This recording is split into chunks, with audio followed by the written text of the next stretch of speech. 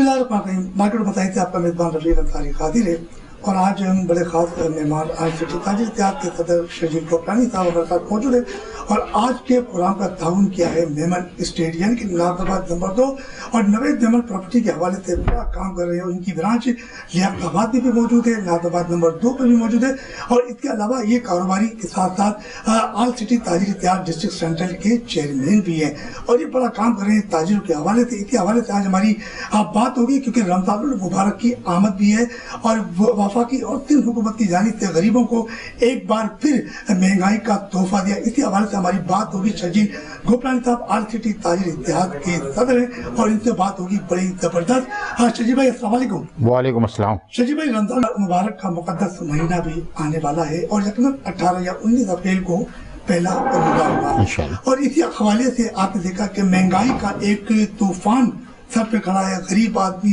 इधर उधर झांक रहा है, वो गरीब के पास खाने पीने का कोई पैसा नहीं है।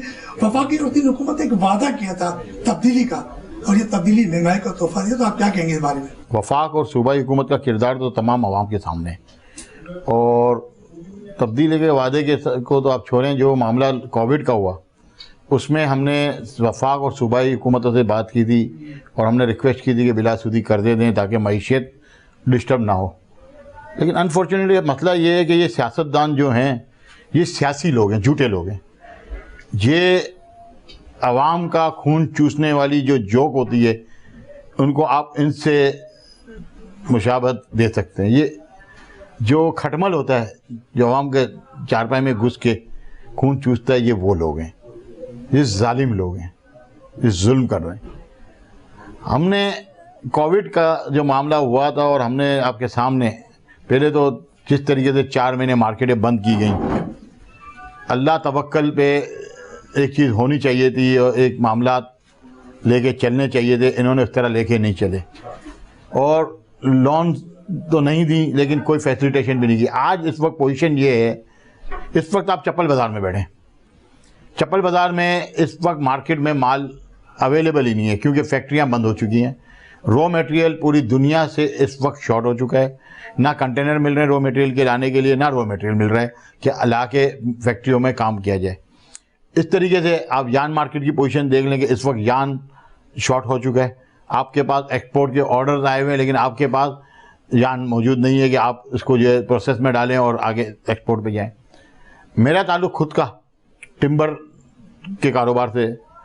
पूरी दुनिया में इस वक्त ना रशिया से, ना यूरोप से, कनाडा, अमेरिका, साउथ अमेरिका, कहीं से इस वक्त हमारे को लकड़ी अवेलेबल नहीं है और साथ में पूरी दुनिया से कंटेनर शॉर्ट हो चुके हैं। जो कंटेनर का फ्रेट हम मलेशिया से $1100 दे रहे थे, इस वक्त $5800 में भी कंटेनर अवेलेबल नहीं है।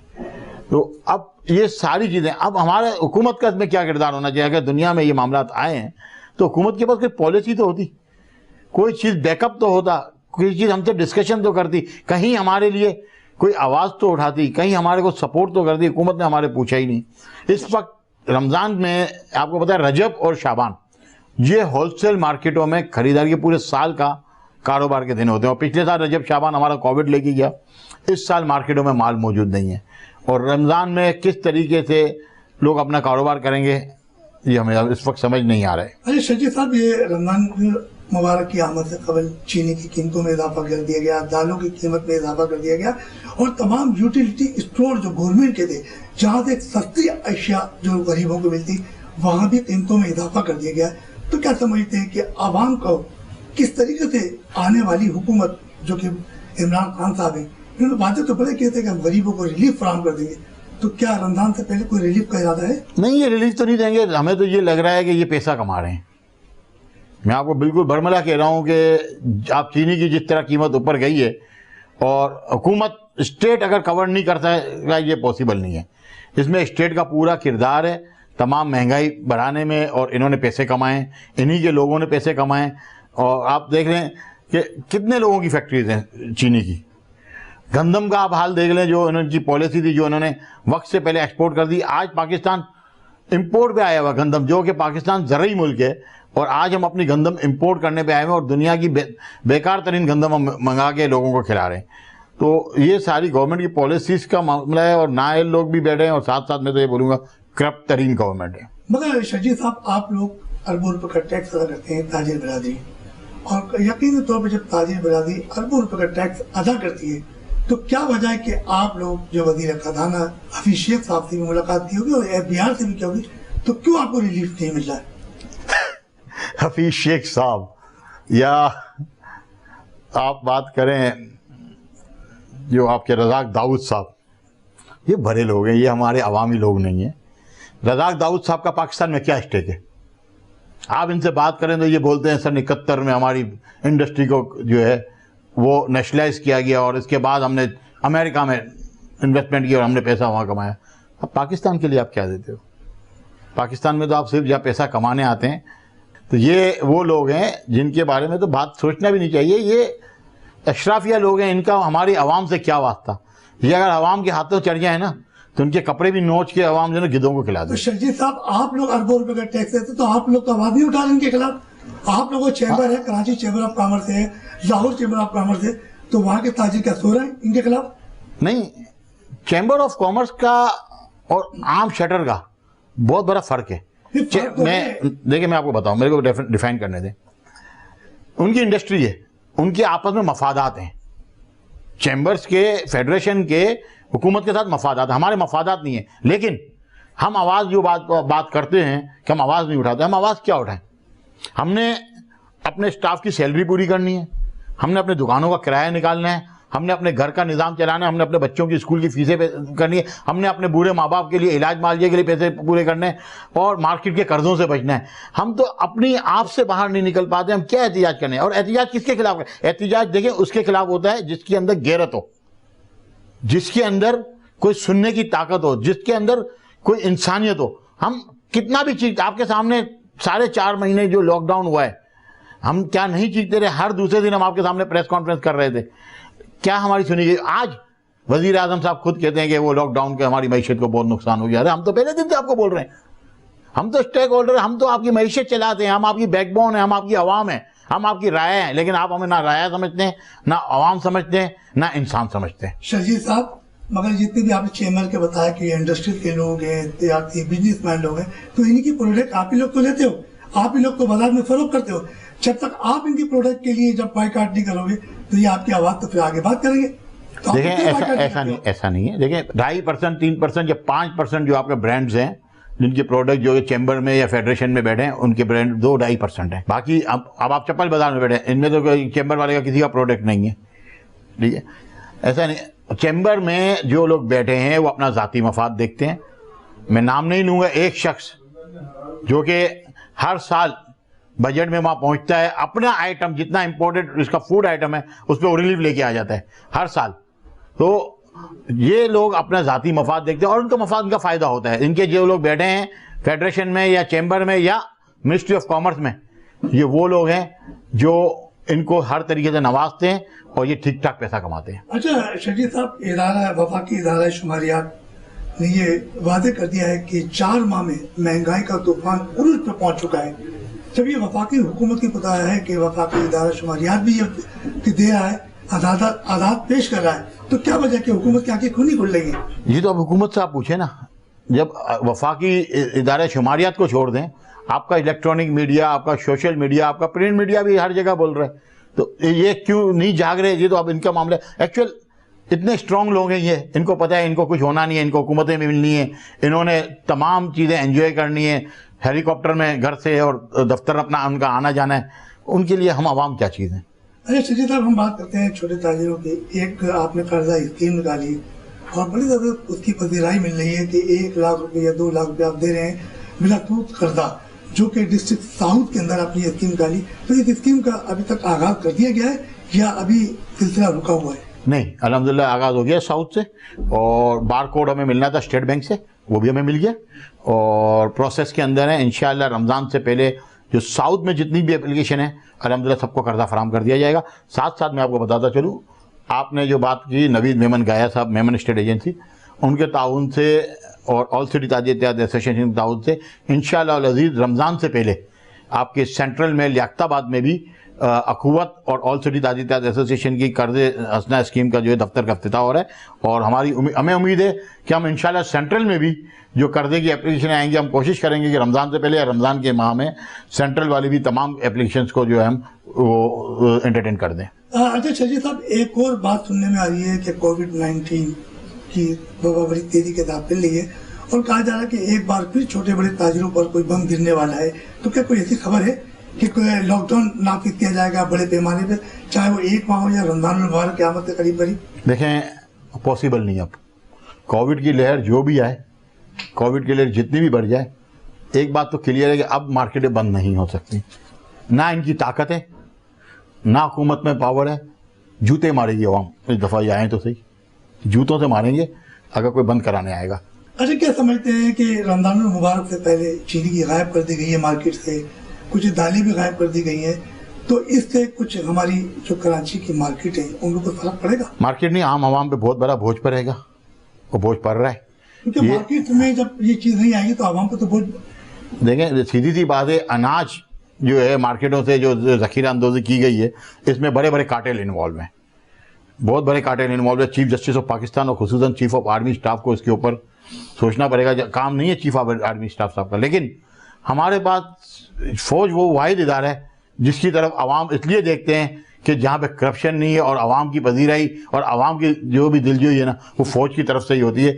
जो कि वो हम चीफ ऑफ आर्मी स्टाफ से खुशी तौर पे रिक्वेस्ट करते हैं कि आपके इंटेलिजेंस इदारों को बोलें कि जहाँ जहाँ ये कार्टेल बना के इन्होंने स्टॉक किया हुआ है, ये आवाम के लिए मार्केटों में ले आएँ। तो शर्जील साहब, डॉलर की कीमतों में भी इजाफा हुआ है, देखते तो बिजनेसमैनों को कुछ नुकसान तो पहुंचे होंगे ना? ये डॉलर की कीमतों में आप देखें ना, 106 रुपये का डॉलर, इस वक्त 157 रुपये का डॉलर है और 40% से ज़्यादा आपका जो है इकनॉमी पे जो असर पड़ा है वो डॉलर ने असर डाला है।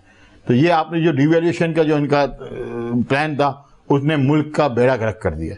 अगर ये 106 पे, 104 पे, 103 पे डॉलर को रोका होता तो आज आपकी महंगाई का ये हाल नहीं होता। और इस पर भी इन्होंने बहुत पैसा कमाया है, स्पेशली हुक्मरानों ने।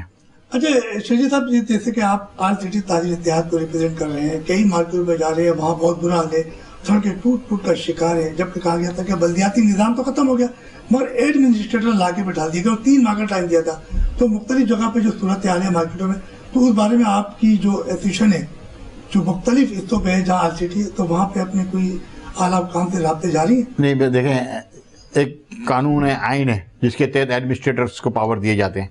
अब ये तो हुकूमतों का मामला है कि उनको इलेक्शन कराने चाहिए थे, ये हमारा पोर्टफोलियो नहीं है। लेकिन हमें एक बात मैं आपको बताता चलूँ कि एडमिनिस्ट्रेटर्स के आने के बाद पहले हमारी शायद चेयरमैन से इतनी सुनवाई नहीं हो रही थी जो सुनवाई हमारी एडमिनिस्ट्रेटर्स के साथ हो रही है। इस मार्केट में मैं आपको बताता चलूँ, इस मार्केट को मॉडल मार्केट बनाने का प्लान बनाया गया है और इंशाअल्लाह रमज़ान से पहले ये market administrator deputy commissioner south के अंडर में, तो डिप्टी कमिश्नर साउथ और असिस्टेंट कमिश्नर गार्डन, इसको ये है आपको मॉडल मार्केट बना के रमज़ान से पहले ये हैंड ओवर कर देंगे मार्केट एसोसिएशन को।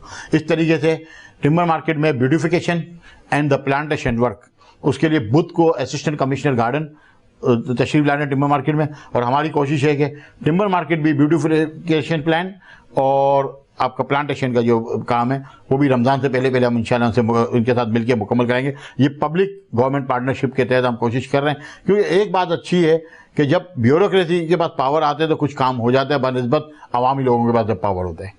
हम चाहते हैं एक छोटे से ब्रेक के तरफ, ब्रेक से वापस आएंगे और शर्जील गोपरानी साहब से अपनी गुफ्तगू का सिलसिला जारी रखेंगे।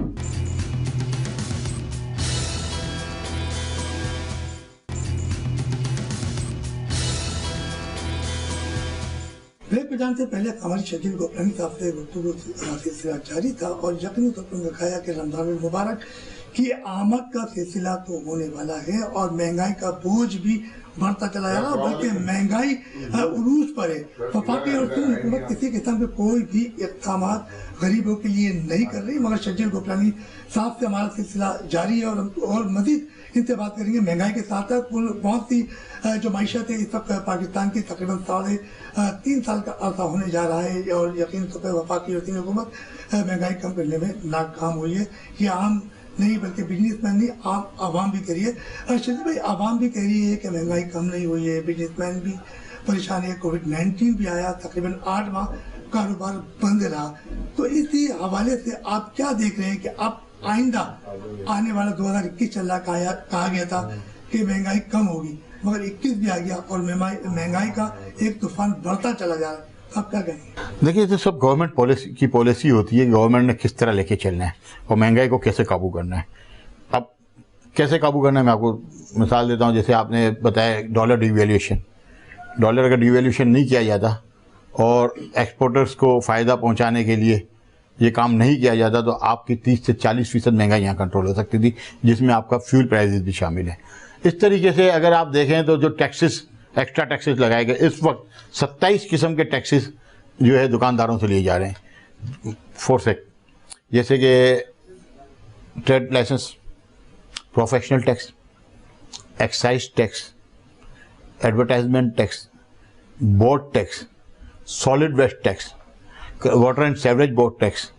तो इस तरीके से आप समझे, एंटी फिर इनकम टैक्स है, फिर सेल टैक्स है, फिर वैल्यू एडिशनल सेल टैक्स अलग है, फिर अच्छा कस्टम ड्यूटीज़ हैं, फिर रेगुलेटरी ड्यूटीज़ हैं, इस तरीके से एडिशनल कस्टम ड्यूटीज़ हैं।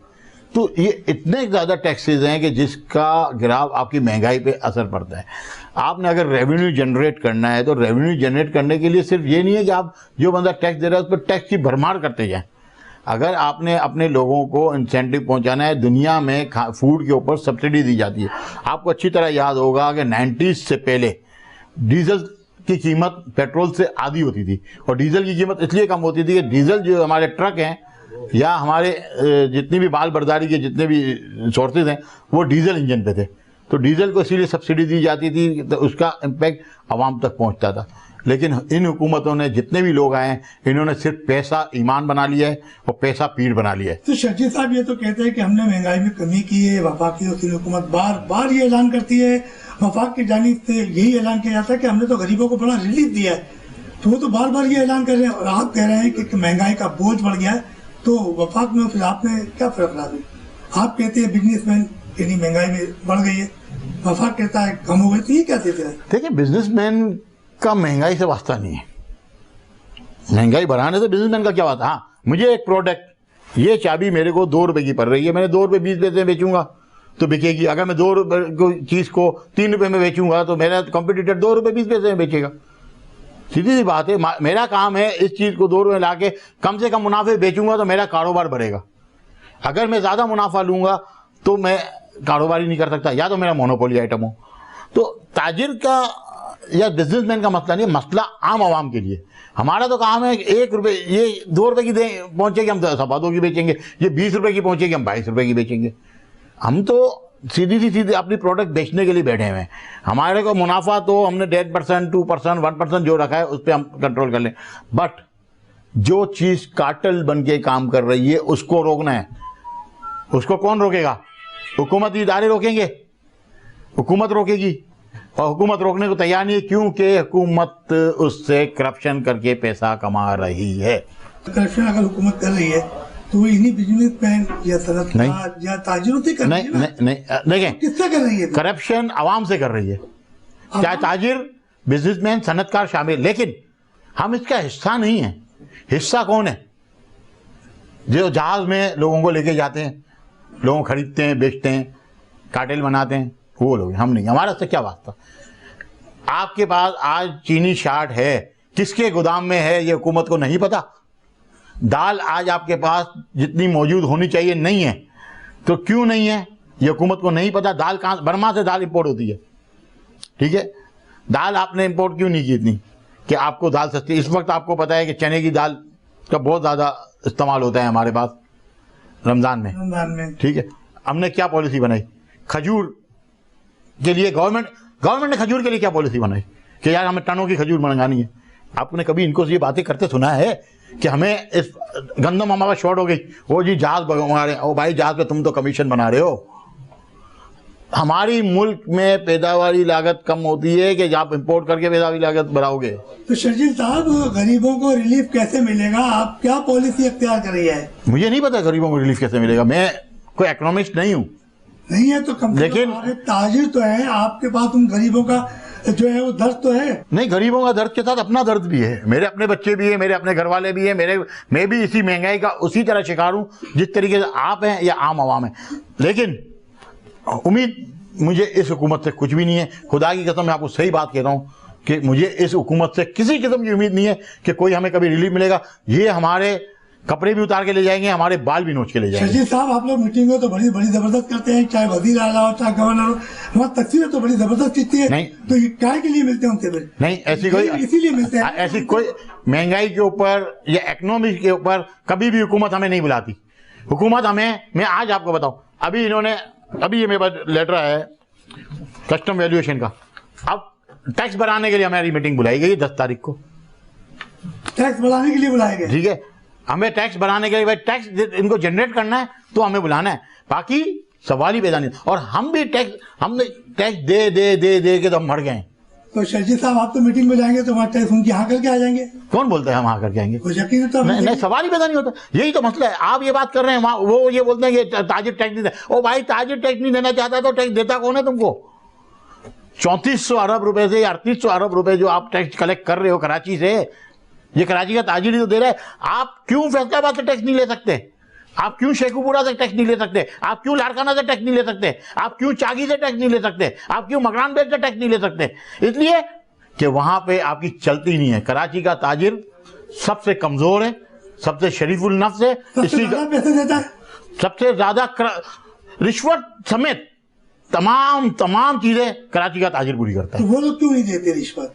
इसलिए वो लोग क्यों डरते हो? क्यों डरती है? इसलिए कि वो फैमिली बैकग्राउंड उनका बहुत स्ट्रांग है, वो ट्राइब वाइज बहुत स्ट्रांग है। उनकी अपने लोग हुकूमतों में, उनके अपने लोग इदारों में, उनके लिए सिर्फ जो है दूध निचोड़ने वाली गाय है पाकिस्तान, और हम जो है वो अपना तन मन धन देने वाले लोग हैं। आज शरीफ ताजिर इत्तेहाद के आप रहनुमा है, सदर है, आप कह रहे हो कि यहाँ से सबसे ज्यादा रेवेन्यू जाता है, तो यहाँ के ताजिरों को आपको बाइकाट नहीं करना चाहिए हुकूमत का कि हम टैक्स नहीं देंगे, हमारे पास भी वही इंसाफ किया जाए जो दीगर सूबों में हो रहा है? तो आप लोग की आवाज क्यों बंद होती है? क्या वजह होती है? देखें, एक बात, क्या आप यहाँ के ताजिर कमजोर है? बिल्कुल ताजिर कमजोर है। पैसा भी दे रहा है, बिल्कुल पैसा रिश्वत भी दे रहा है, रिश्वत में आपको आज की रेट बताऊं रिश्वत के। आज आप किसी इदारे में काम कराने जाएं तो 1 रुपया गवर्नमेंट का टैक्स है और 3 रुपए रिश्वत के। हुकूमत पहले क्या था, 1 रुपया गवर्नमेंट का टैक्स होता था, शायद 10 पैसे रिश्वत के होते थे। आज 1 रुपया हुकूमत को मिलता है, उसके ऊपर 3 रुपए टैक्स जो आपको रिश्वत देनी पड़ती है, वरना आपका जायज काम इस मुल्क में नहीं हो सकता। इस मुल्क में आप अपना जायज काम, आपको लीज करानी है, आपको जो काम कराना है, आपने रिश्वत के बगैर इस मुल्क में कुछ नहीं कर सकता। हम अपनी कबर हर तरीके से खराब कर रहे हैं। शर्जील साहब, तमाम ताजिरों को मैंने देखा है, मुलाकातें हुई है, तो वो गवर्नमेंट के अफसरान को बुला के खाने तो बड़े जबरदस्त खिलाते हैं, तो काय के लिए बुलाते हैं? अपने मफादात के लिए बुला रहे हैं या सिर्फ और सिर्फ अपना काम निकालना है? नहीं, देखिए ये बात नहीं है साहब, अपना काम निकालने के लिए बुला रहे हैं। नहीं, देखिए एक बात समझे। अब जैसे इस वक्त टिम्बर मार्केट में बोर्ड लगे हुए, जो वो एक डिपार्टमेंट ने आके रिश्वत मांगी है और बोर्ड तोड़ दिए बोर्ड। अब हम उसी इदारे के एडमिनिस्ट्रेटर से रब्ता करेंगे ना, और वो एडमिनिस्ट्रेटर अगर बोलता है कि मैं आपके दफ्तर आता हूं तो हम मना करेंगे। तो वो बोर्ड एडमिनिस्ट्रेटर को नहीं पता चलने लगे?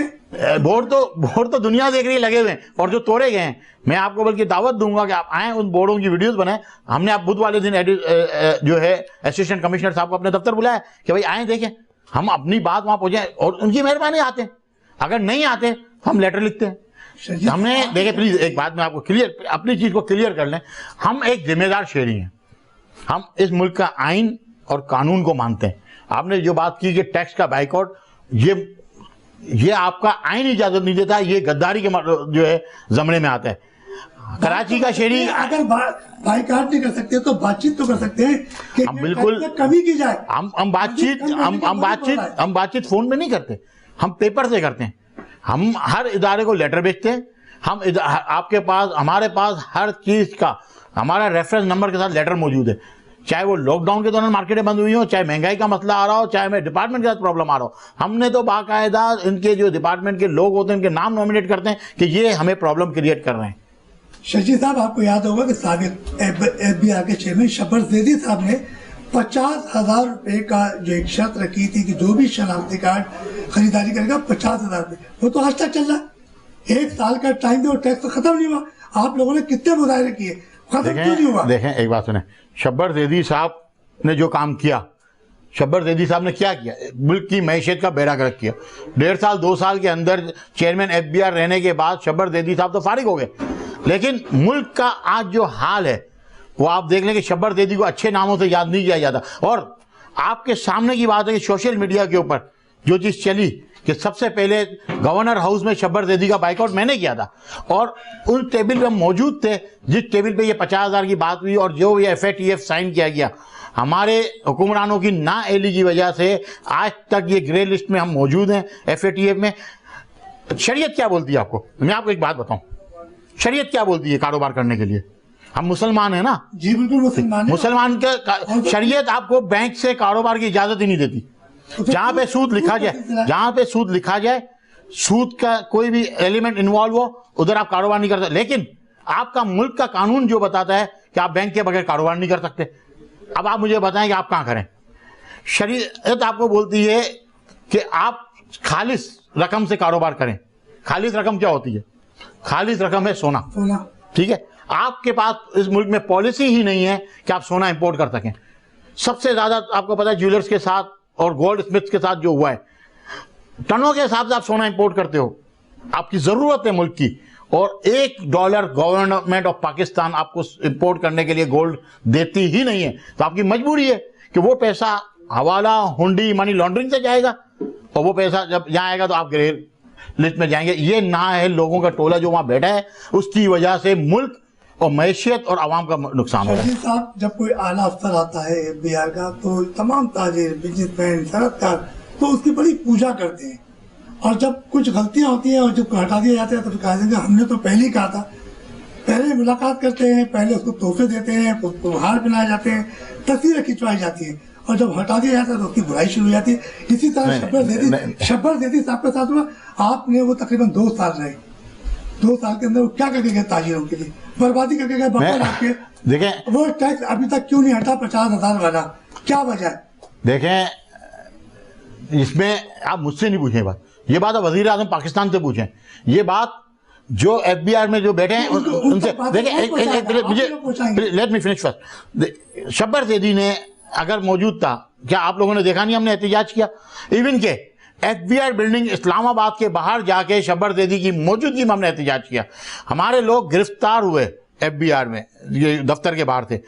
मैं खुद वहाँ पे कॉन्स्टिट्यूशन एवेन्यू के बाहर जो है धरने में बैठा हुआ था। ठीक है, हमने हर तरीके से रोका, लेकिन हमारे हुकूमतों ने मुल्क, हमारे जो हुकूमत के लोग हैं, उसी धरने का क्या फायदा हुआ कि आप लोगों ने एहतजाज? हमारा देखिए क्या फायदा हुआ? फायदा ये जरूर हुआ कि शब्बर ज़ैदी आज उस सीट पे नहीं है।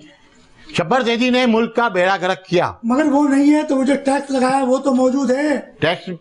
वो टैक्स लगने के बाद आज आपकी इकोनॉमी डाउन हुई।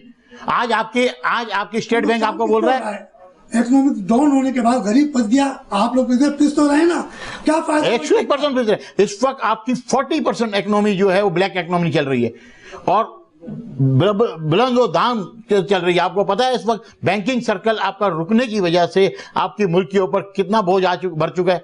ये जो गर्दिशी कर्जे हैं, यही सर्कल आपका 40 से 45% आपका जो कैश का रोलिंग थी वो पूरे पाकिस्तान से इस वक्त रुक चुकी है।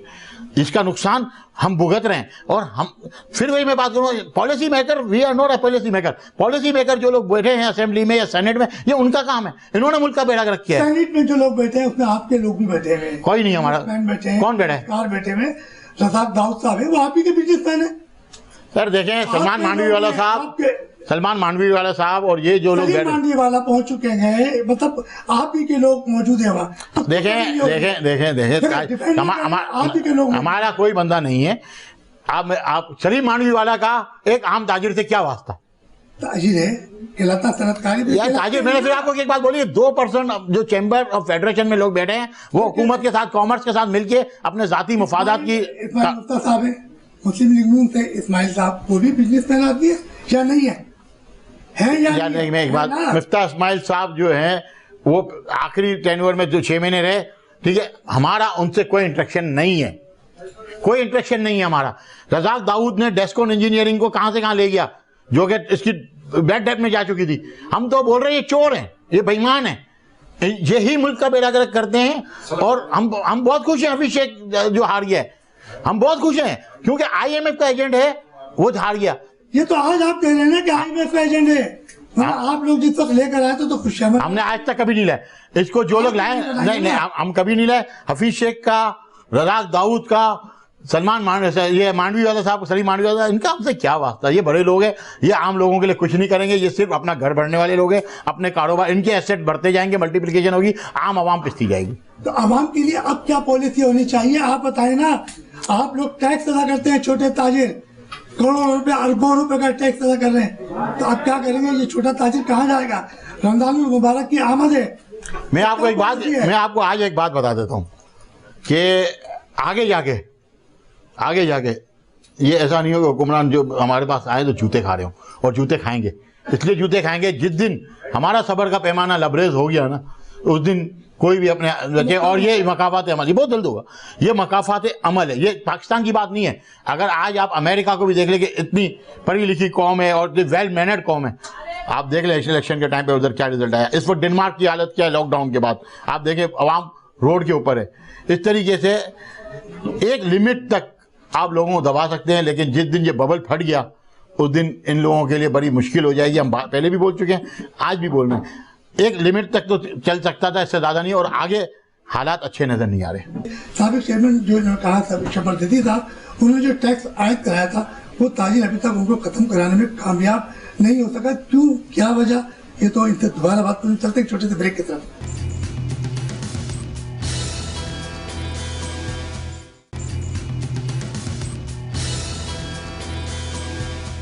शजीब गोपलानी साहब से हमारी बातचीत तो जारी है, और यही कहना है कि पेट्रोल की कीमतों में भी इजाफा किया गया है, और वफाकी हुकूमत जो है वो मुकम्मल तौर पर नाकाम हो चुकी है, और गरीब आवाम को किसी तरीके से कोई रिलीफ देने में वो नहीं दिलचस्पी रखते। हफीज शेख जो कि हार चुके हैं, क्योंकि जब सेनेट में गए और सेनेट के इलेक्शन में जब उनको शिकस्त हुई, तो आज पार्लियामेंट के अंदर एक बार इलेक्शन हो रहा है इमरान खान के अदम एतमाद के लिए। शजीद साहब, कहा जाता है कि आज अदम एतमाद के वोट दिए जा रहे हैं, और अगर इमरान खान एक बार फिर जीत गए, उनको 172 वोट जाने, तो फिर वही महंगाई का बोझ सर पे रहेगा। तो क्या समझते हैं, उनको आज असेंबली में हारना चाहिए या जीतना चाहिए दोबारा? आप क्यों झूठों चोरों की बातें कर रहे हैं? हमारा एतमाद जो है वो हुकूमत के ऊपर से ख़त्म हो चुका है, सीधी सी बात है, क्योंकि 3.5 साल बहुत बड़ा टाइम होता है। 2 साल अगर वो आज जीत के आ गए तो फिर वो चोर हुकूमत तो आ जाएंगे, हम क्या कर सकते हैं? मेरे को एक बात बताएं, जो ला रहे हैं, जो इलेक्शन लड़ रहे हैं, उनका मैटर, हमारा क्या? आम आवाम का क्या वास्ता? नए टैक्स फिर लगेंगे आप पर, फिर क्या करेंगे आप?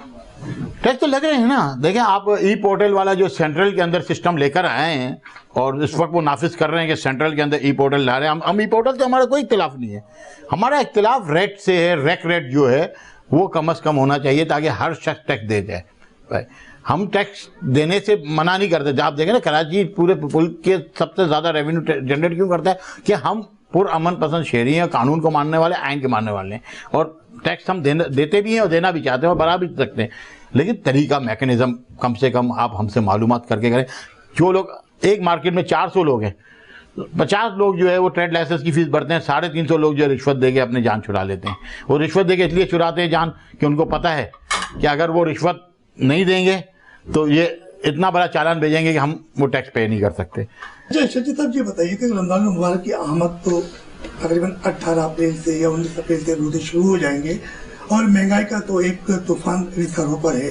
तो क्या समझते हैं कि हुकूमत ने प्रॉपर्टी जो डीलर थे उनको भी टैक्स आयद कर दिए हैं, वो भी परेशान है।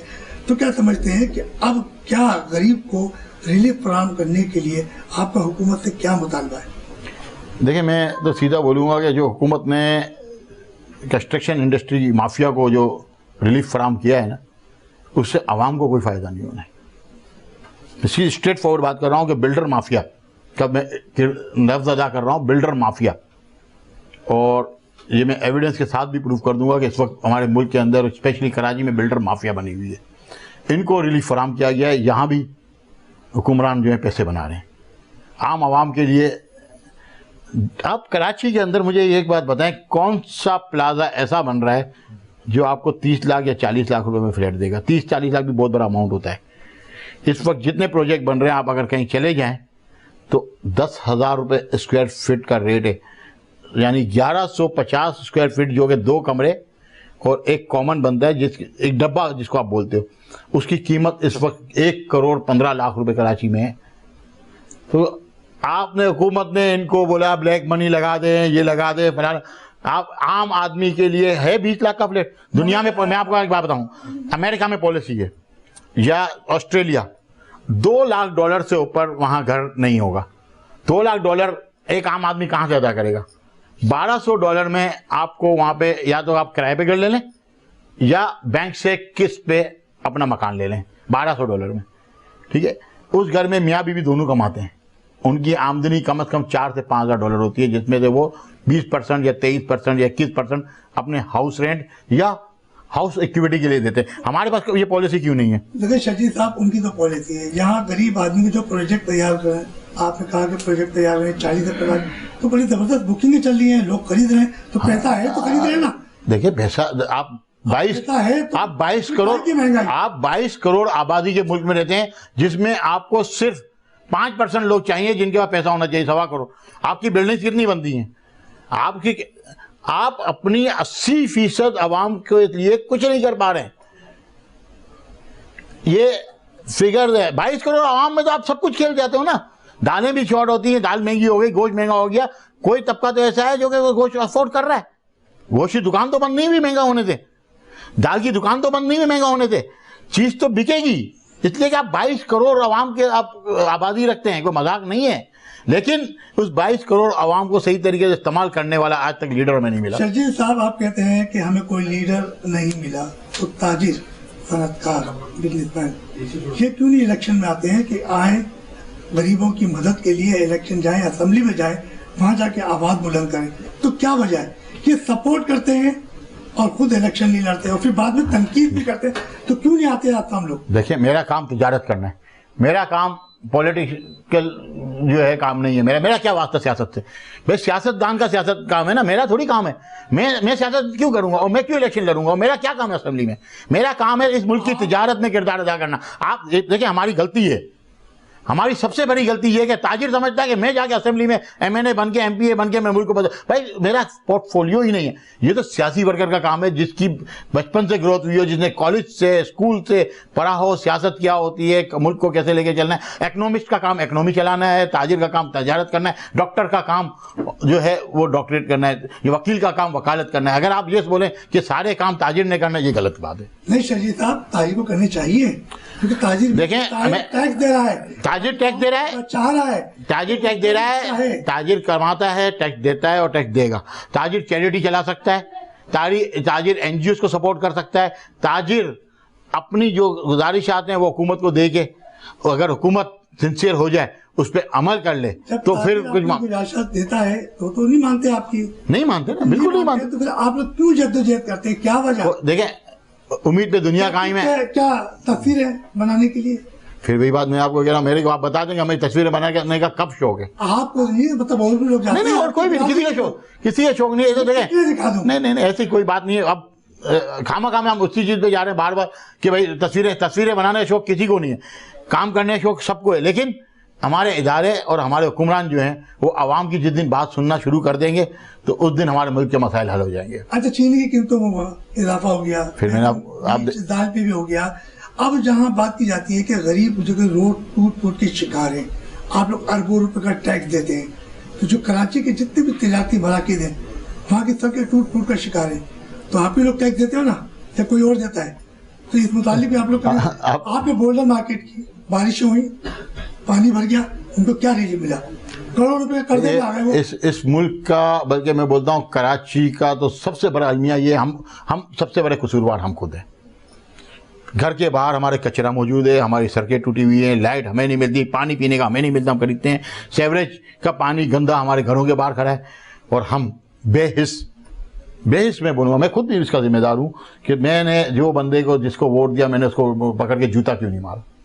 जब तक इन लोगों को अब के इलेक्शन में इंशाअल्लाह हमारा स्लोगन ये होगा, जो काम करेगा उसको, जो काम नहीं करेगा उसको जूते मारेंगे। और जिस दिन कराची के लोगों ने इन लोगों को, कचरा उठाने वालों को, सड़कें बनाने वालों को जूते मारने शुरू कर दिए, उस दिन कराची का ये देरीना मसला भी हल हो जाएगा। और कराची के लोग आज नहीं तो कल जरूर जूते मारना शुरू करेंगे, वो दिन दूर नहीं है। अच्छा शर्जील साहब, ये बताइए चलते कि अब बिलासपुर कर्जे की स्कीम का भी तो ऐलान कर दिया गया, तो क्या आप समझते हैं कि अभी डिस्ट्रिक्ट साउथ से हुआ है तो दीगर जो सेंटर्स है तो वहाँ भी आप लोगों ने यतीम का कोई सिलसिला शुरू किया ताकि रमजान मुबारक की आमद में कुछ जो ताजिर है अपना घर चला सके?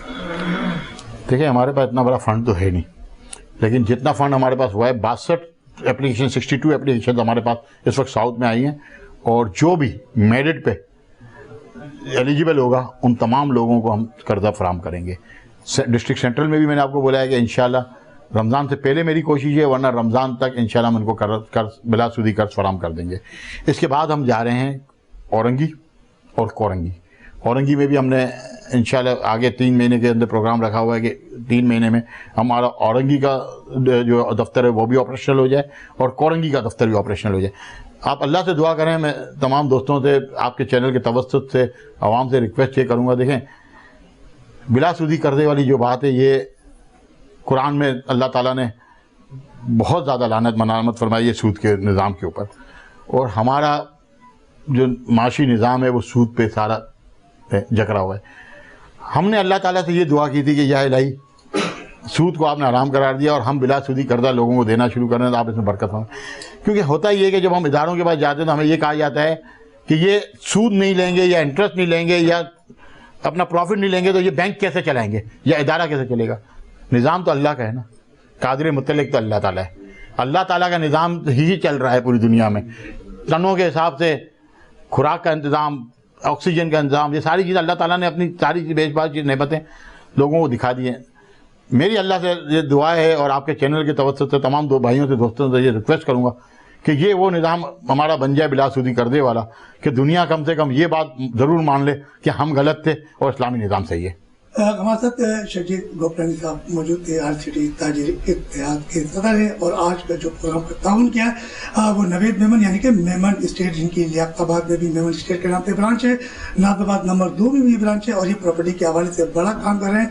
और डिस्ट्रिक्ट सेंट्रल के ये चेयरमैन भी है नवेद मेमन साहब, और बिला सूदी कर्जे के हवाले से ये भी एक स्कीम निकाल लेंगे जो नॉर्थ नाज़ाबाद हो या लियाकताबाद हो, और इसके अलावा कोरंगी में भी बिला सूद कर्जा जो है RCT इत्तेहाद फराहम करेगी। और यकीनी तौर पर यह काम एक अच्छा है और ताजिर जो है वो फल फूलेगा और चोरों की जो हुकूमत है उसे भी निजात मिलेगी।